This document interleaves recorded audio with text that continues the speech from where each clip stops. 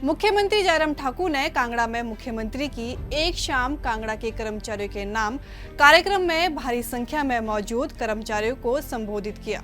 इस अवसर पर उन्होंने कहा कि राज्य सरकार ने कोविड महामारी के बावजूद प्रदेश के सभी कर्मचारियों और अधिकारियों के बकाया और विभिन्न मांगों को समय समय पर पूरा किया है। उन्होंने कहा कि प्रदेश सरकार, कर्मचारी और अधिकारी राज्य की प्रगति और विकास में महत्वपूर्ण भूमिका निभाते हैं। वहीं मुख्यमंत्री जयराम ठाकुर ने हिमाचल प्रदेश के उन सभी कर्मचारियों का आभार व्यक्त किया जिन्होंने राज्य की प्रगति और खुशहाली में उल्लेखनीय भूमिका निभाई है।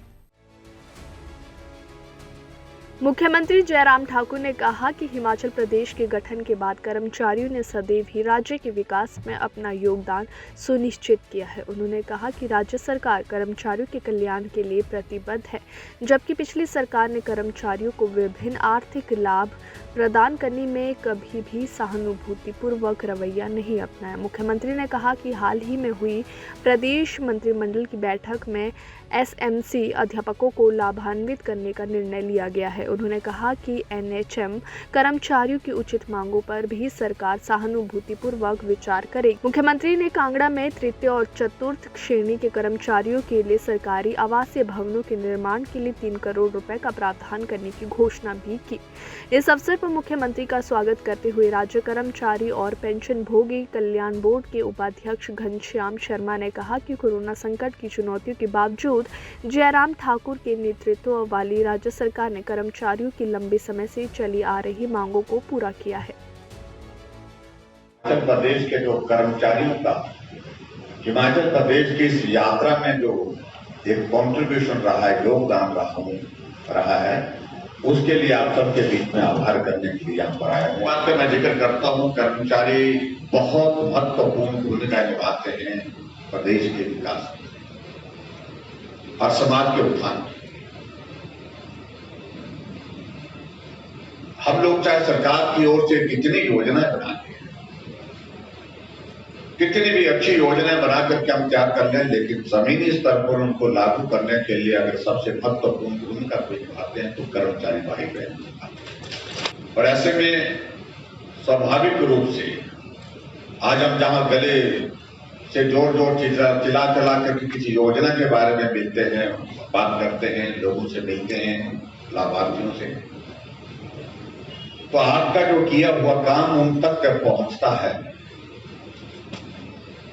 जब उनको वो लाभ पहुंचता है तो स्वाभाविक रूप से उनके भी हाथ खड़े होकर के वो ताली बजाने का मन करता है। तो यही मैं कह रहा हूं, ये अगर हम सरकार की ओर से उन लोगों तक काम पहुंचाने के लिए, लाभ पहुंचाने के लिए जो काम करते हैं, उसमें आपकी बहुत महत्वपूर्ण भूमिका है। उसके लिए मैं आप सबका बहुत बहुत धन्यवाद। आपसे मिलने के लिए स्पेशली यहाँ पर पहुंचा और मैं आप सबका आभारी हूँ। आप सब लोगों ने यहाँ पर गर्मजोशी के साथ हमारा स्वागत किया, अभिनंदन किया, इसके लिए मैं आपको धन्यवाद करता हूँ। और मैं आपके साथ इतना कहता हूँ, भरोसा किस पर करना चाहिए? जो काम करने वाले हैं वो है नरेंद्र भाई मोदी जी, और भरोसा हमारी सरकार हिमाचल प्रदेश में भाजपा की सरकार, उस पर करना चाहिए। जो रहे नहीं उन पर भरोसा करने की कोई वजह नहीं बनती। इतना ही मैं कहना चाहता हूँ।